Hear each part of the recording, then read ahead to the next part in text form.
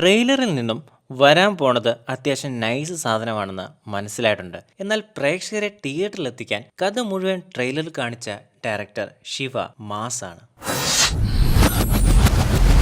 പണിക്കേണി മണിക്കണി എന്നതാണ് സിനിമയുടെ കഥാഗതി. ഒരു സുപ്രഭാതത്തിൽ കടൽ കടന്ന് പോർച്ചുഗീസുകാരെന്ന് തോന്നിക്കുന്ന റോമൻ ഹെൽമെറ്റുള്ള അന്യരാജ്യ കൊള്ളക്കാർ കാട്ടിലൊരു നിധി തേടി വരുന്നു. സൂര്യക്കും കൂട്ടാളികൾക്കും ഇതന്നത്തെ കണിയായിരുന്നു. നിധിക്കുള്ളിൽ മണി തന്നെയായിരിക്കും.